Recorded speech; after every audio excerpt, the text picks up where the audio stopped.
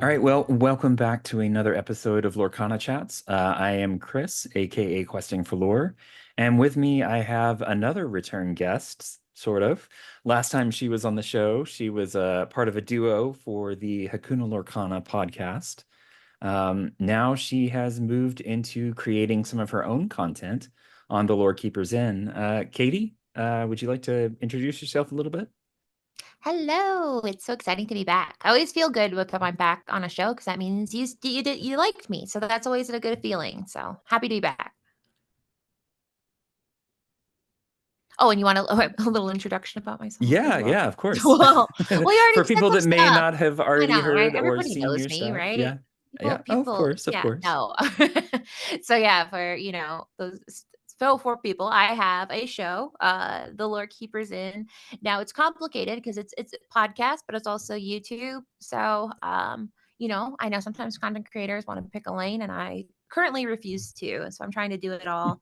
But yeah, my show is basically focused on highlighting different members of the community, different aspects of the community, whether it be competitive, casual, for the fun of it, collecting, crafting, whatever touches Lorcana, which is a lot of different facets of Disney and creation.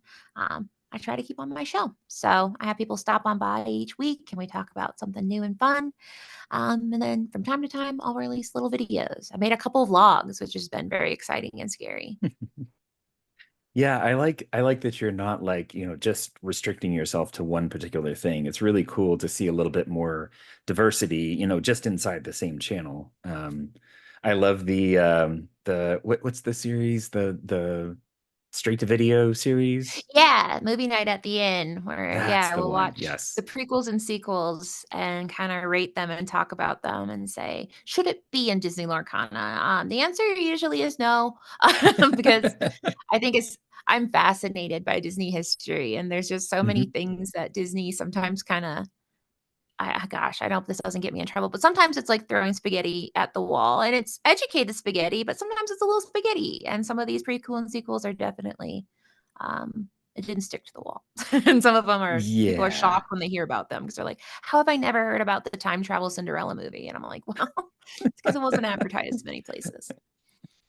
Yeah, there's definitely some interesting ones out there. I there's very few that I can think of offhand that have done really well, not as well as the first ones, but at least comparable to some of the first ones that are out there. So Yeah, yeah, it's a fascinating realm. I mean, how could they do as well? Because they released someone would have to go out and buy it or rent it or find it for you. It wasn't. yeah, It's a whole different world. So it's been very fun. We've done 4 movies so far. nice, nice.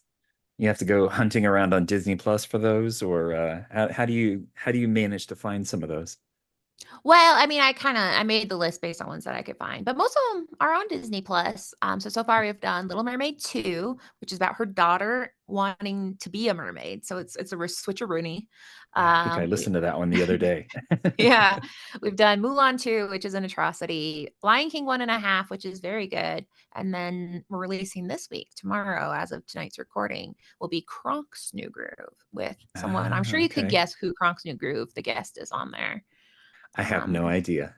Yeah, right, it has nothing to do with Lorcan After Dark, nothing to do with the breezy young man.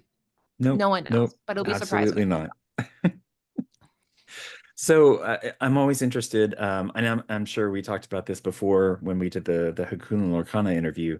Um, is Lorcana your first TCG, or have you played other ones before that?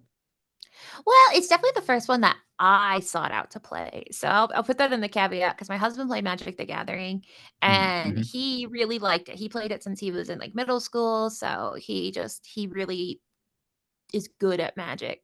So then when we were dating, we would play Magic and I struggled. I was okay. Like I had a deck I could do, but it was always something that like he'd be like, "Come on, let's do sealed, let's do draft." And I'm like, Mm-hmm. because if anyone hasn't played Magic, if you just kind of pull up the cards, the amount of text on a Magic card can truly be Yes. astounding.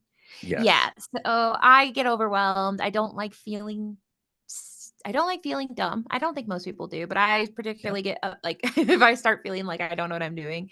So it was one of those things where we would play it, but we never really it didn't stick as like a couples activity.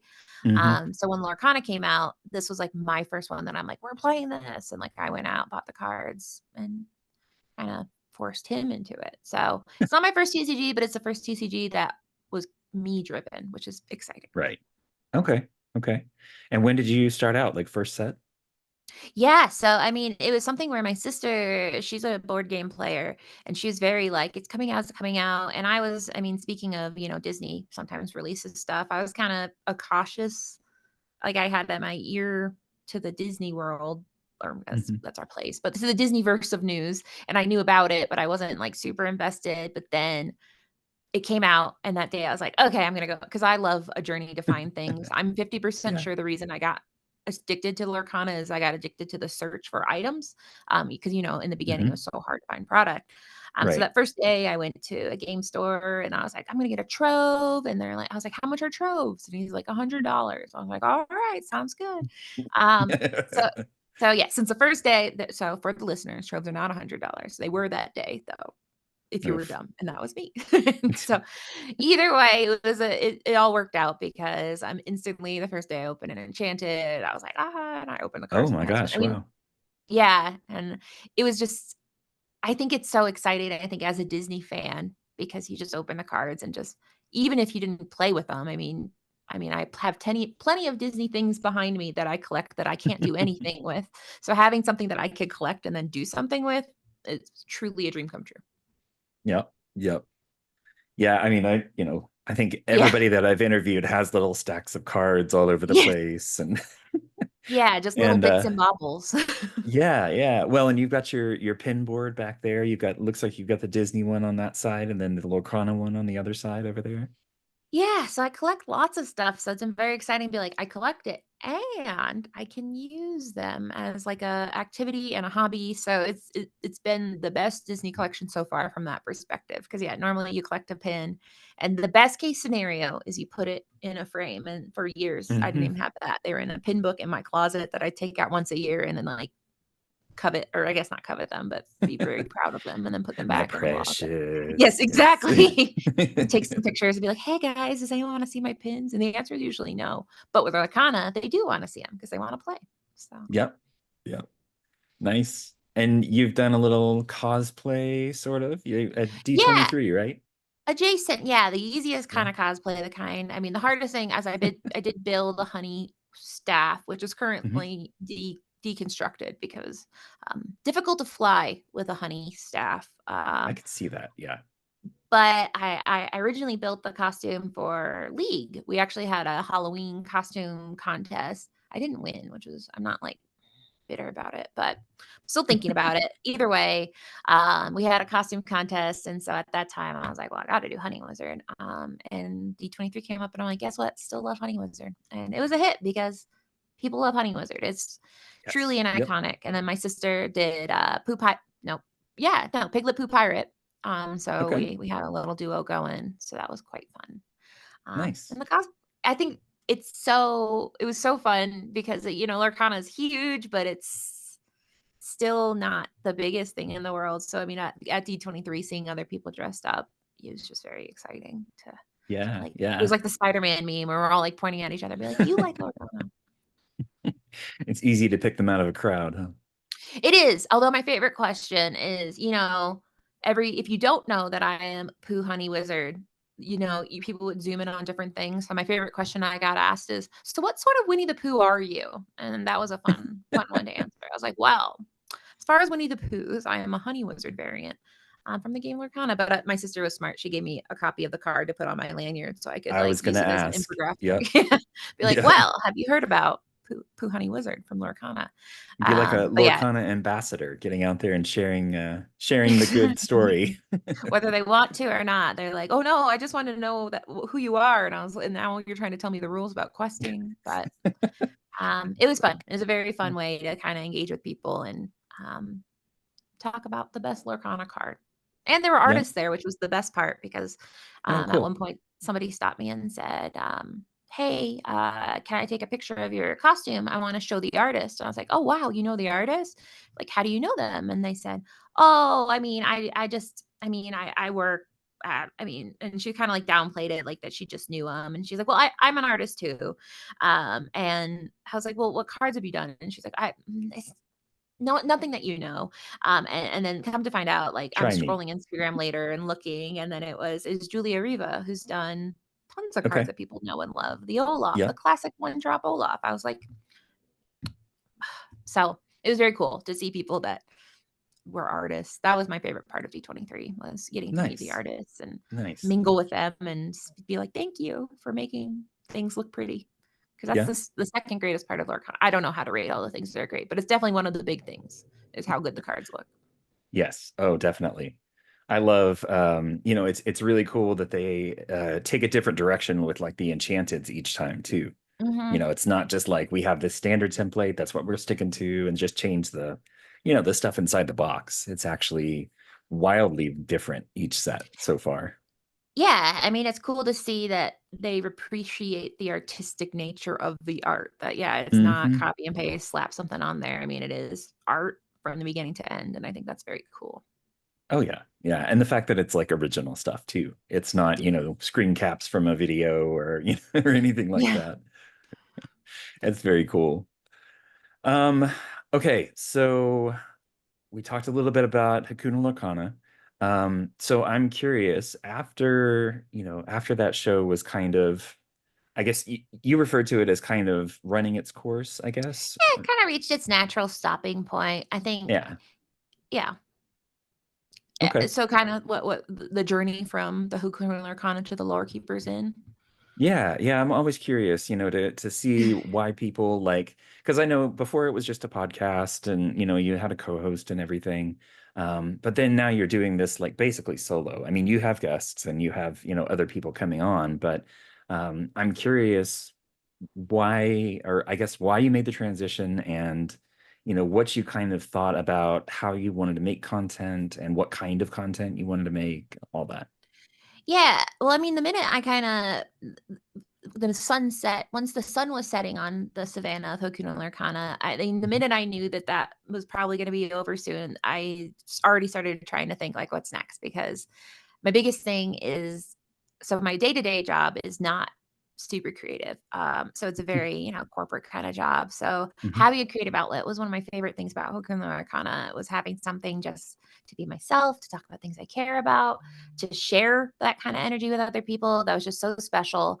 So I wasted no time to the point where I think like the minute it was like, hey, sorry, Hokum no Arcana's over. I'm like, next week there's Lore Keepers in because I didn't Yeah, wanna it was miss pretty a beat. fast after. Yeah. Yeah, because I just that was my biggest fear is, in content creation space, you're only as good as people know you in the sense that, I mean, if nobody Mhm. knows you or knows where to find you or knows what you're doing, that scared me that I was gonna lose that.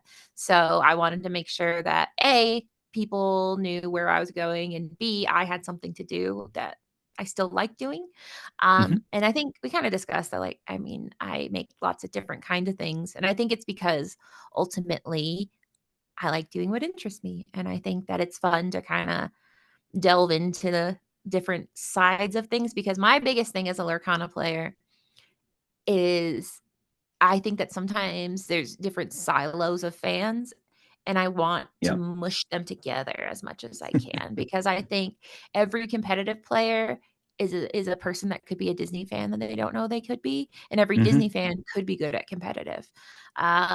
So it's one of those things where I always try to make sure that I'm very vocal about like, well, yeah, you can totally know the history of niche Disney theme park things, but also win a tournament. And you can win a tournament and Yeah. all those things because I think sometimes people think you have to decide like what kind of consumer you are, whether Hmm. you're competitive or not. But I don't think you have to. And so I'm trying to blur that line. And that's one of my big goals of my channel is to make sure that you're not my viewers don't have to pick. I don't have to pick. No one feels like they have to pick. Yeah. That's great. I love that. There's so many and not not saying anything bad about any other, content creators, obviously, but there's a lot of other channels out there that just specialize in one thing. And that's great. That's good. I appreciate them for creating that kind of content. But I know that the Lorcana player base is so diverse. You've got Yes. so many people coming at the game from so many places that I'm glad that there are channels like yours that are actually out there kind of trying to blur those lines a little bit. You know, Yeah. pull somebody And in it's for a video a video about, some sequel that's, random and nobody's ever heard of, and then the next one's about something competitive. Yeah, because I mean, ultimately, I think one of the things that makes Lorcana so special is the Disney aspect of it, is the fact Hmm. that there is fun to be had. And so I like delving into the fun of it because I personally I'm I think I tried to coin this term on Twitter. It didn't really work where, there's competitive casual and I consider myself mid-range. I'm a mid-range player, which I know Okay. doesn't make sense because that's a deck type. But, I win sometimes and I'm always trying, but I'm not, when I say competitive, I think people are like, "Oh, so you're on like a team and you win." I'm like, "No, but I do come in 3rd to 4th place several times, Hey, in there you go. competitions locally." So yes, I'm a mid-range player. It's not a category that exists yet, but hopefully I'm making it there. Oh, I strongly suspect that there is quite a large chunk of the audience that's in that exact position. Yes. Yeah, because I do think people naturally want to say what lane they're in because, that naturally you want to categorize yourself. I mean, even we categorize our cars, we categorize everything. So, Yep, um, yep. I Rochelle was driving us nuts in a Discord because she said, "Hey, we already have a term for casual that's not casual. There's competitive and there's a new term that'll be coming out." And it came out during D23, but this was like a month before. And so we were Hmm. like beating because she's like, "Guys, you use the word every day. Everybody uses it. Everybody has been using it. It's a word you know." And for a month we couldn't get it. And it was instead of a challenge, you quest. So it was basically the casual events were called quests. And I felt so silly. I was like, it was there in front of us the whole time. You could challenge or you could Yep, quest. yep. So, you know, so I'm challenging and questing. I'll do both. Nice, nice. Are you, or have you been, or are you going to any DLCs? I did one. I did sorry, Disney Lore kind of challenge. I don't need to specify, but that was in Fort Worth. Fort Worth was one where so the first one sold out, like, Atlanta sold out, and that wasn't on the ticket, and then Chicago sold out. But Fort Worth, I was like, "You know what? I'll try." And that one was so weird because I got in, no problem, and then an hour Yeah. later, my husband was eating breakfast. So I was like, "Do you wanna go to the DLC?" And he's like, "Yeah." And so then he got in, and it was very unique because if anybody who's tried to get in a DLC knows it's like winning the lottery. Nobody can get in, but Fort Yep. Worth was a magical time where you could casually decide you wanted to go to that competition. Um, so we did. Maybe it had something to do with summer in Texas. Yes, I think that and the fact that it was I mean, I thought it was funny because it was like in a did you go to that one? No, no, but I heard all about it. Yeah, so it's like in this, like, ranch rodeo Uh-huh. place, The and it was stockyards, not yep. yeah, so it was very unique, and I enjoyed it, but yeah, it definitely wasn't like people are like, "Oh, I'm gonna really get to see" I mean, it's not even Dallas, it's Fort Worth, with no offense Right. to Fort Worth, but Fort Worth's not Dallas, it's a sister city, so, No, it is not. so I did go to that, and it was very fun. I would recommend if anybody can or is interested, go to a DLC because it was so incredibly fun. Yes, definitely. Yeah, as somebody who actually grew up in Dallas, yes, I'm very familiar with the stockyards, Oh, okay, and good. And how so that's it's not, not. like, the most bustling area of the world is No, Fort Worth no, on it that is not. side. No, Yeah. no. I mean, there's so many conference centers in Dallas. I don't really understand why they didn't try it over there. Maybe it was just a price thing. I could see that, but Yeah, I mean, the hotels were cheap. I mean, that's one of the reasons that was nice is because yeah, the flights to Fort Worth were pretty cheap, and then the yeah, hotels were pretty cheap. So that was, like, the yep. win of all around is because it was in the not super it was in museum area. It was very pretty. Hmm. Hmm. But yeah, other than that, I was like, "Well, I guess, yeah, maybe that explains it." Because I guess, yeah, but Vegas, you're going to Vegas, that's exciting. Seattle, that's a Right. Fort Worth, tough sell, but we made it fun. We went to Yeah. Meow Wolf and all sorts of fun little Oh, things. nice. Yes. Yeah, that was after my time there, unfortunately. My older son is completely obsessed with them. So he's Well, it's so he's like, when bizarre. are we going back? Like, Yeah. I don't know. It's in the middle of a mall. That was the thing that Yeah, blew my mind is it was, yeah. like, in a mall. I was like, "Okay," but it was a huge mall, and my husband was like, "Well, let's just do a lap." It was the longest lap Uh-huh. I've ever I mean, Grapevine it was Mills. Yep. what a mall. Yes. Yes. We were very sad and tired by the end because we took a lap before we went to Meow Wolf. We're like, "We'll do a lap around the mall," and but we're like, "I'm really tired. That was a mile." Anyway, so for Yeah, listeners I wondering about that remember mall. I remember when they built that place and they were like the advertising was literally that it was the biggest mall in the area. And they just like they built this huge thing and then they had to like try to pack it with stores, except at the time it was kind of a little farther out. And Yeah. so nobody wanted to have a store in there. So yeah, I don't know. It's a wild place. So I mean, if you're Yeah. in the area, definitely the Meow Wolf. Come for the Meow Wolf. Stay for a giant mall struggling in a post small world because there's lots of Yep. interesting things to behold. Yep. Okay, so we got like way off topic, but that's I fine. know. I'm so sorry. That's my specialty. No, no, no, no. I'm right there with you. I tend to wander around in conversations, but okay, so back to your channel.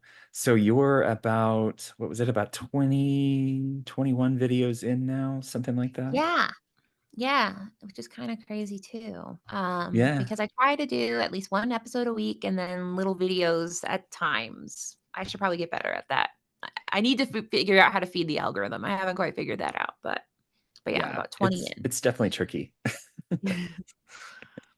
So what do you think is the hardest thing that you've had to deal with so far in creating your content?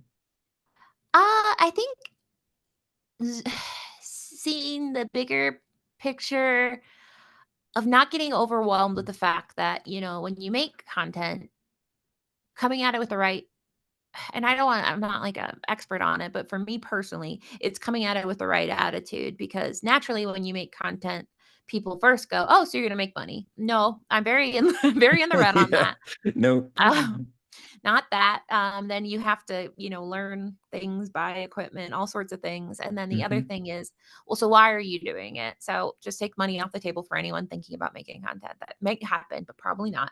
So then what is the reason? And for me, it's because I like to. And so the hardest thing for me is keeping that perspective that I'm doing this because it's my hobby.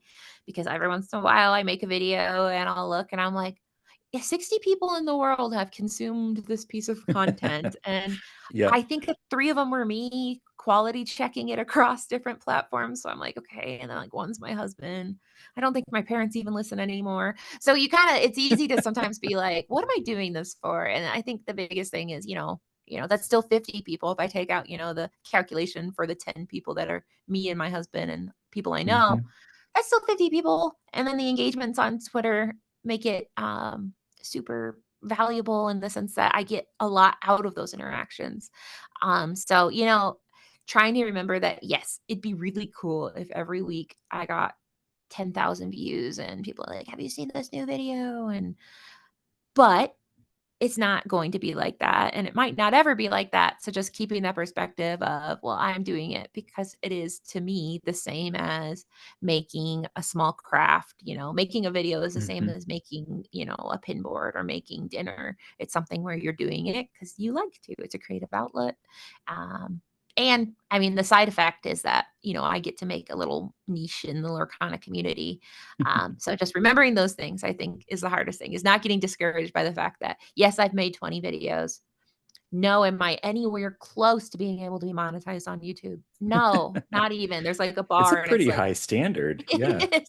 It is. And like even like with like podcasting distribution platforms, it's like 1,000 downloads per month. And you might say, oh, that's not that bad. It's hard. So I Hmm. think just keeping that perspective of why are you doing it and remembering every time you make a video, and making things that you're proud of. Because if you do that, then it doesn't feel bad. If you make something that doesn't get a lot of views, but you're proud of it, then the three people that saw it, you're like, I'm happy you saw it. Yeah. Yeah. So I'm curious, as someone who distributes on video and on podcast, like I do for this, which do you see more engagement with? Probably YouTube. It's difficult because I like the podcast format because, for example, not a lot of people will watch an hour video, but lots of people would be happy Mm. to listen to an hour podcast. So sometimes I feel like I'm trying to have my cake and eat it too, because it's like, I don't know, you can't the to tailor things for YouTube is gonna be very different to tailor things for a podcast audience. So I would say, though, overall, YouTube is more successful, but Mhm. I don't know. I still do both because I'm like, "What? It's not so hard to do both right now." Yeah, Uh, yeah, yeah. I mean, honestly, there's so many platforms and so many tools out there that just make it like drag and drop simple, you know? yes. Yeah. So until it becomes something where I'm like, there's 1 listener a week for a podcast, then maybe I won't do that, but I don't know. I love having long form. I love hour-long videos and episodes. I think that's very fun. Mhm. So, I'd be sad if I had to stop doing that, so I will keep doing it is the long is the short answer. It's interesting to me to hear people, talking about how they consume content as well. There's a lot of people that I talk to that literally will just put something on in the background. It's Yes. like half the time it's just because it's the conversation, they can kind of keep it listening. I wish I could multitask like that. I can't, but I'm Yeah. always impressed with people that can. But It's funny you should say that because I made a video of me opening packs, and so my husband is obviously a very different consumer than I am. I mean, we're the same Mhm. age, but he's a guy and I'm a girl. We're just different as far as what we look for in content. And I made that video and he's like, "Who is that for?" And I was like, "I don't know." I was like, "I made it because, I like watching people opening packs. I'm not here to Mhm. teach you about the packs. I'm just opening them and chatting." And when I was in Fort Worth, someone was like, "Oh, I love the videos you do with the unboxing. I thought it was so nice to have it on when I was cleaning." And it's just funny because I mean, this video, or even my husband's like, "What was that?" And I was like, "I don't know." But there are people who like that sort of thing. And Yeah, so yeah, definitely. now, do Yeah, I have the there's discipline to save boxes? No. So there has been no other ones since that. But I'm right there with you. It's like as soon as I get them on my desk, that's yeah, that's the end of it. So it's gone. it's the marathon, of opening the box, Yes. sorting, I can't. cataloging, sleeving. But there I have learned that, yeah, there is an audience. It's hard because, yeah, if I can make technical things, but then people who like to put it on the background and be like, "This is even too boring for me who's not paying attention." So, I think it's hard because I think there's always gonna be somebody that's like, "I didn't like it." So I think that's the other to kind of circle back Yeah. is keeping in mind that you can't make a product that makes everyone happy. Yes, definitely. It's always interesting, to see too, like in the content that I've made, how much personal perspective plays into it too. I've had some videos with some folks or some interviews that, I thought, okay, it'll get a couple of people listening. I thought it would be kind of cool to have these folks on. And then it turns out to be one of the most watched videos on my channel. It's kind of crazy. Yeah. My most popular video we ever did, or episode we did with Hookah and Lorcana, was Snow White, and you couldn't have made me guess that in 1,000 years that this old 1940, I think, 41 movie would be the one that everyone's like, "This is the one." So, there's all Mhm. sorts of magic and witchcraft that goes on in the back scenes with, like, things getting pushed to people. So, I think there is a mix of getting things that people like, but also getting things that release at the time where YouTube actually suggests it to people. I think there's so Yep. much that goes into it that some of it's, putting in the hard work, but some of it's this weird magical aspect that I can never predict how that comes out. Yep. Have you done any of the content creator training kind of stuff that's out there, or are you just kind of going ahead and making the content? No, you can probably tell. No, I have no training. I have no I see things like that. I'm very afraid of getting because I don't wanna say that it's a grift. I think there are valuable insights, but I also think there's people that is Mhm. like, "This is what you gotta do." And Yep. it's like, "Okay, well, is do I wanna do what I gotta do, or do I wanna do what I like doing?" For example, I've always debated whether I should do thumbnails where I open my mouth and go, because that apparently is what the algorithm likes, but I can't bring myself Yep. to do it. So I've avoided those things because I'm afraid that I will be like a grumpy old person, be like, I'm not doing that. So it's partially because I'm lazy, partially because I'm afraid of what I'll learn, and partially because I'm like, wow, I'm doing what I want to do. And if I have to stray Yeah. away from that like too much, then will I enjoy it? Am I just trying to feed some Yep. kind of magical formula that now I'm like, well, now I'm just making stuff I don't like. Yep. So, Yeah, that passion piece is key. honestly. Yes. I know there's a lot of people that are like, oh, I'm going to get out there and I'm going to make content and I'm really excited about it. But then they don't have that continuous backing of, yes, I'm continuously excited about this thing. It's just that Yeah. first thing out of the gate, and then, it kind of fades a little after time, and it Yeah. happens. Yeah, so as long as I'm doing things I like, then I'm like, "Okay." I'd rather do stuff I like and not as many people see it rather than do stuff that, statistically I could get like, for example, like, I know I really need to get the kids interested. The kids are not interested in my content. It's very Yeah. 25 and older, but I'm like, Yep. "But do I wanna pander to children? No." So that's the thing is, like, it's like, I don't know if I want to hone the young audience to listen to a 35-year-old woman's opinion on Lorcana, so it's yeah, you just have to pick. I mean, what do you want to do? And I think that that's Hmm. a hard thing to do because obviously what I'd like to be successful, but more than that, I'd like to be doing things I like. Yep. Yep. Well, and there's nothing to say you can't use your content to help support other people doing those things, right? It's The true. Lorcana Yeah. Clubhouse that the Illuminatiers is putting on, to use your platform to help elevate their platform. I think that's a huge piece too.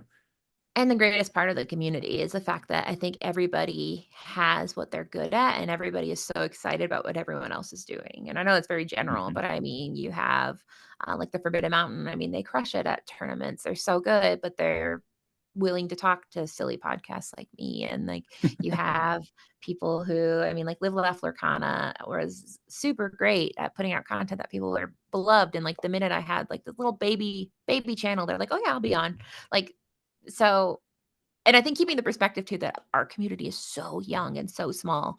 Hmm. For reference, I saw a Twitter thread where somebody said, I really like Tolarian College. They put out such great content. Why can't we have something like that? And I saw another one that says, why are there not Lorcana content houses? I'm like, well, first off, because we have families. So like we can't leave our Yeah. houses and move Yeah. in.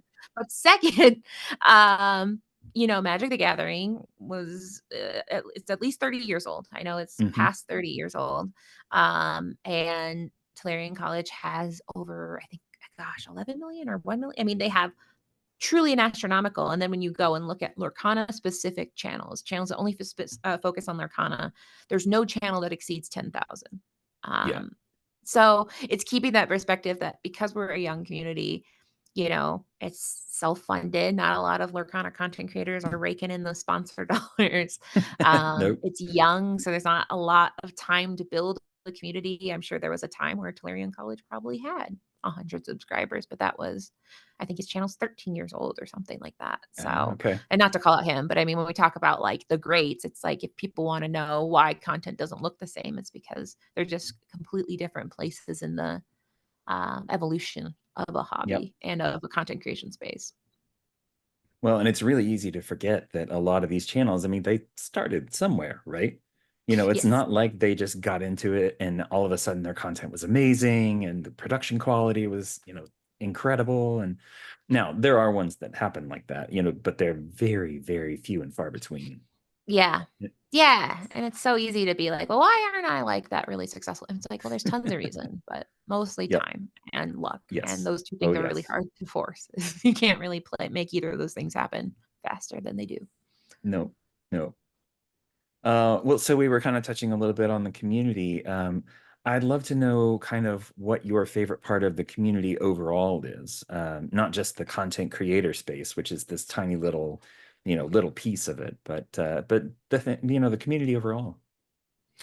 I mean, my favorite thing about it is just the diversity. I mean, I think the fact that everybody comes in it with their own special baggages is negative, but their own experiences. Yeah. Where, you have people like, for example, for me, I got into Larcana purely because I was excited about it. But as far as getting into the community, I don't wanna say I was a military spouse.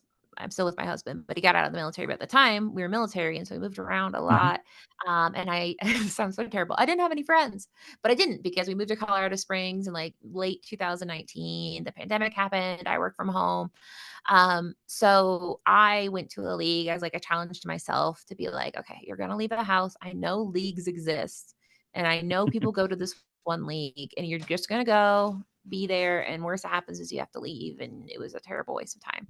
Um, but it wasn't. I showed up and somebody asked me to join their game.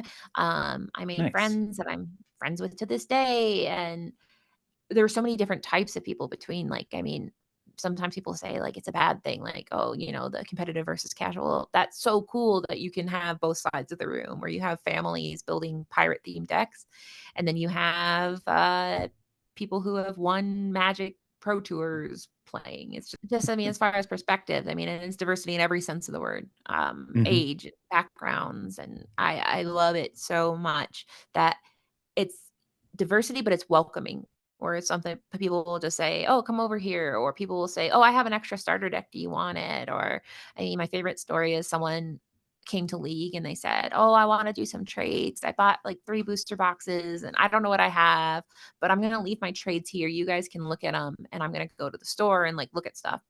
And we all looked, and on top of the pile was a Hades Enchanted, and it was just naked. It was just sitting there naked, Oh and no. so she came back and she's like, "Did you guys sleeve my card?" And we're like, "Yeah, we did."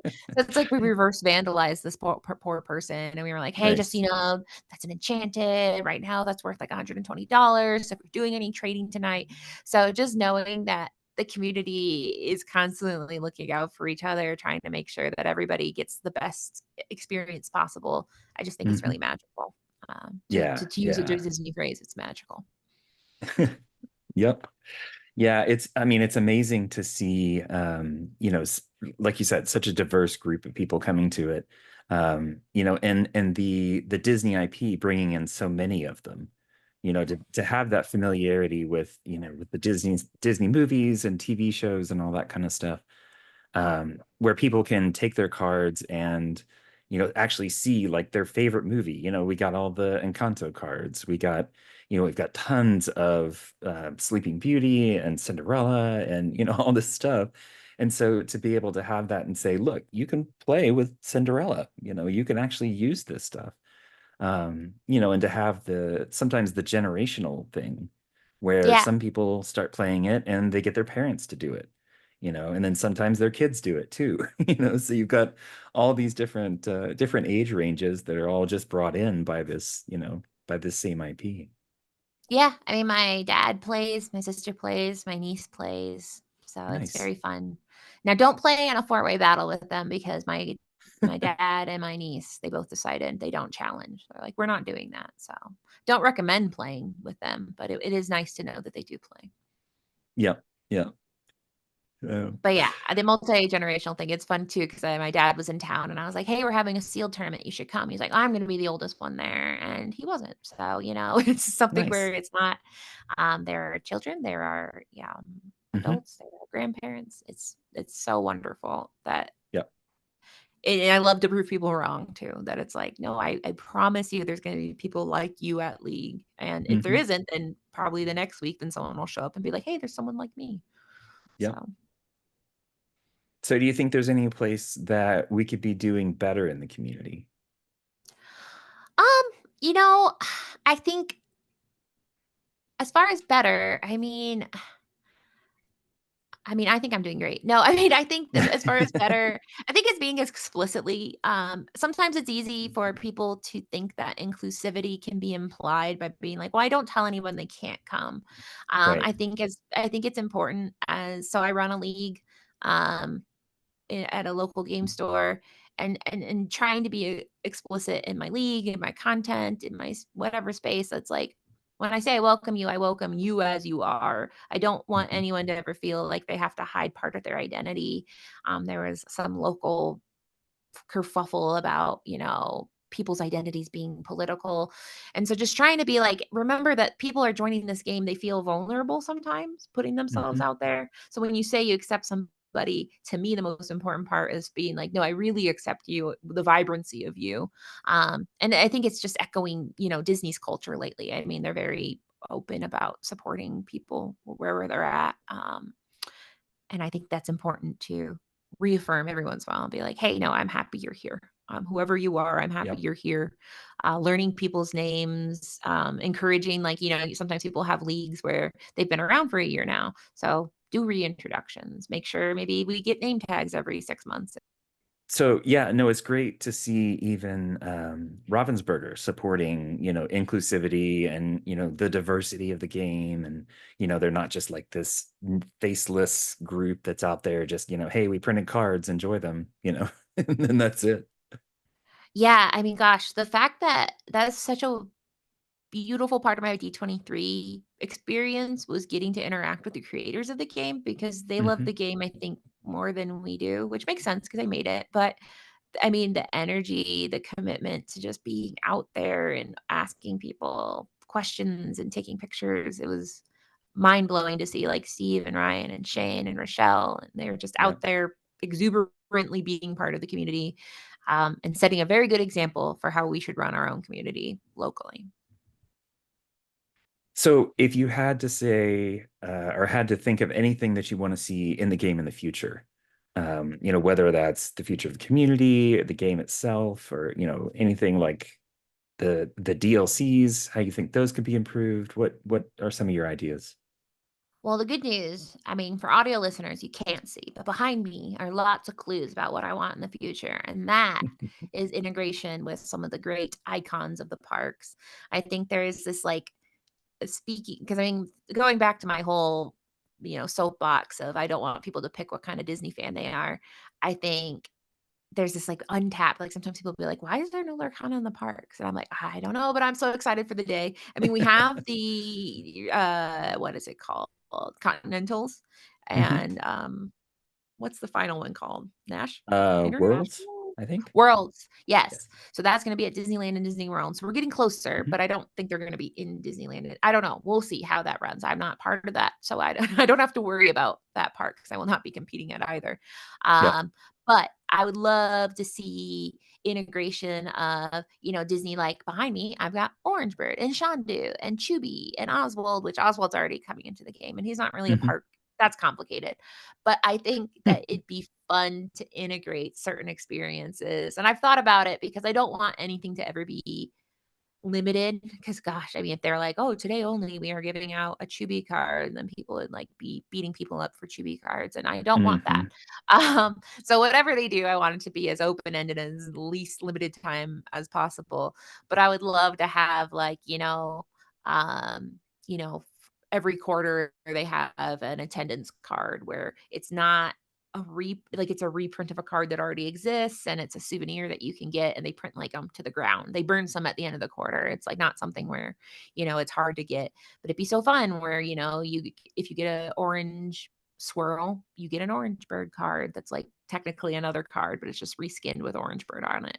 I think that'd be really cool because I think one thing I've learned about being a Disney fan is people like having tactile things to remember Hmm. the things they've done. And I think it'd be cool to have either places to collect Lorcana in the park, trade Lorcana in the park. I did a whole episode on Sorcerer of the Kingdom. Like there was a precedent for card games Oh in the yeah. park. So there's appetite. People are like they like what they like in Disney. This is a new way to enjoy Disney. So I just hope that there is more space. I don't know what that would look like, but I hope there are um, more of that in the future. More ways to enjoy Lorcana and the parks together. Yeah, it seems like a really huge missed opportunity if they don't do something with that. I mean, especially with, how amazingly popular the parks are. It seems like it would Yeah. just be a natural fit. Yeah, and it's hard because, I mean, we talk about I mean, on the Sorcerer's Kingdom or Sorcerers of the Magic Kingdom is what it was called. When you buy a ticket to a theme park, you're spending 120 to $200 to be in a park for 10 to 14 hours. Do you wanna Hmm. spend it playing a card game? I don't know. Pass holders, yes, but, like, somebody who's going there once a year, probably no. So I think they'd have to kinda, like, where you think about what that message is, but I do think, yeah, I think there could be room for, like, a Lorcana trading post, and you could buy Hmm. it's like a little pic like, you make it like you're stepping into the Illuminary, and if anything, it's a really cool photo op. People meet up there to do unofficial plays, and they have, like, a little coffee shop, things like that where, you don't it's not a must do on your Disney day, but for those who Yeah. know, it's a very fun place to be. Yeah. Yeah, I have to admit I'm pretty jealous of the European folks that have the Illuminary that they set Oh, up for yeah. the DLCs and everything. That looks really cool. That's a reoccurring theme. I don't think I've heard one person that's like, "You're up. Give it to me. It looks like it's cardboard. You could print a second, right? Please." Yeah, I don't know what it seems like it would be pretty easy. It's not like I it's know. actual stone pillars or anything like that, I but know. So they're being they're showing off their coolness, I guess. They're like, "Yeah, we have this." And yeah, you have I'm sure there's something I don't know what we have that they're jealous of, but they should tell us because then maybe I'll feel better about not having the Illuminary. we have more DLCs, right? That's true. Yeah, Yeah. so we have that. I don't know. But they're really It far seems apart. like a consolation prize, though. Yeah, right, and they're really far apart. Yeah, they are. Are you going to go to any of the other ones this year? No, I think I'm done this year. I'm going on a trip to Japan in October, so I kinda pumped the brakes on Okay. my financial spending. So I was like, "Wow, okay." I did a DLC, D23, so I was like, "Okay." Yeah. So I'm twist my arm. I'm gonna go to Japan instead of doing any other DLCs, but I'm definitely gonna do set championships every quarter. And Hmm. I watch the DLCs like a hawk because A, I love the casting crew. They're wonderful. And Yep. B, it's so fun to watch them, especially now that, there's names to know or you see people and you're like, oh, so and so is playing this match. That's very interesting. And so now it's almost like, I always tell my husband that when the NFL season kicks off, I don't like the first few games because there's no backstory. I'm like, well, I don't who's the Yeah. underdog? Who am I Yeah. rooting for? So like once it's like week 3 or 4, then I care more. And that's how I feel with the DLCs is now, I know, well, so and so runs this deck. And it's really crazy because they're not running this deck this time. And there's lore behind the competitive scene. So that's been very exciting for me. Yeah. Yeah. It's pretty cool. Well, Katie, thank you for sitting down and chatting with me and bearing through some technical difficulties.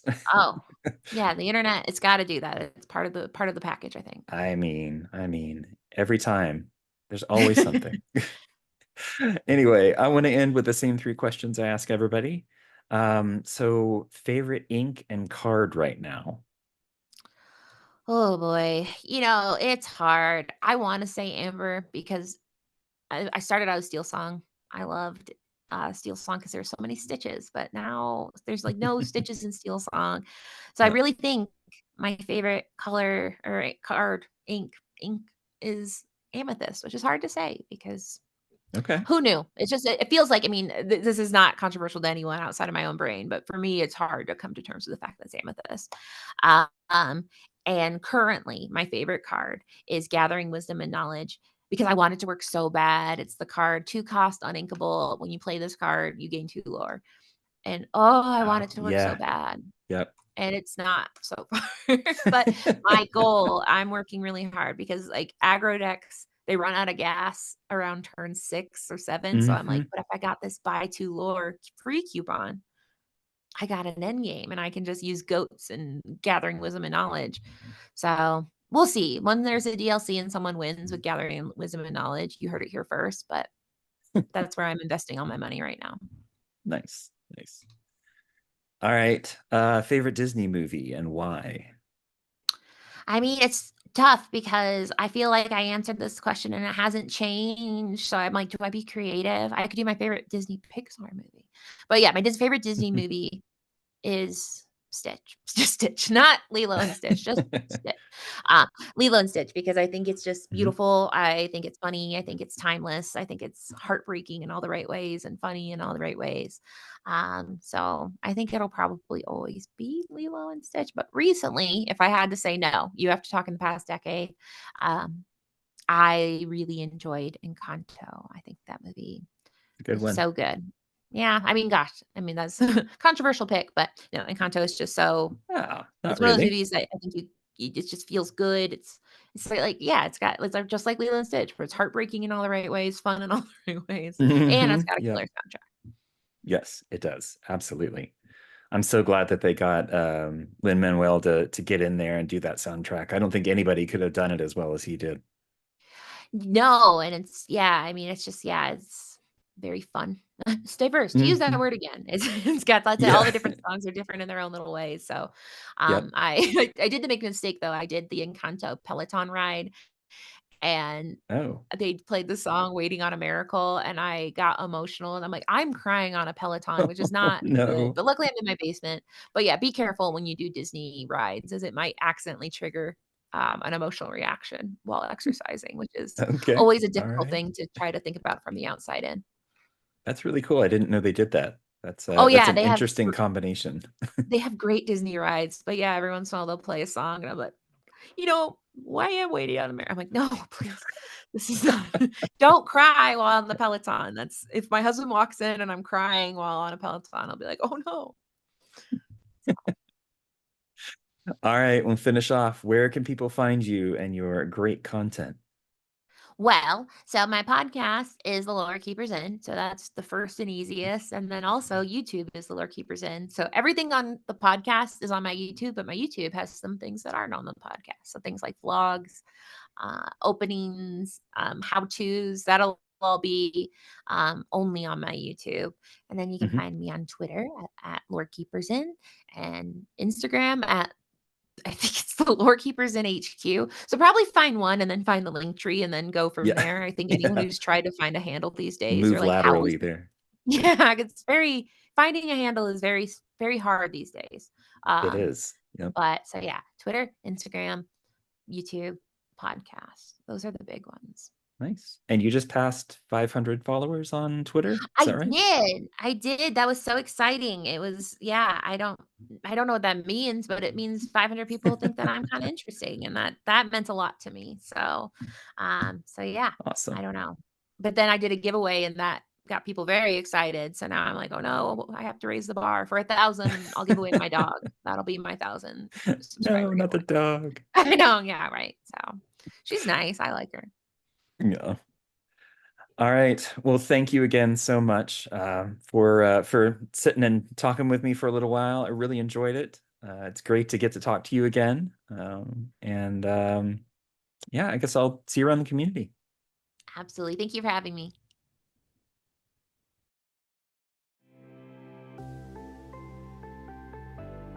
Thanks for joining us on today's episode. If you liked what you heard, make sure to subscribe and rate or like us on your platform of choice. If you'd like to reach out to the show, you can email us at lorcanachats@gmail.com. You can also find us on Twitter or X at LorcanaChats, the podcast at podcast.lorcanachats.com, or just lorcanachats.com. We love feedback on the show, and let us know if there's anyone you'd like to hear from in the Lorcana community. See you next time.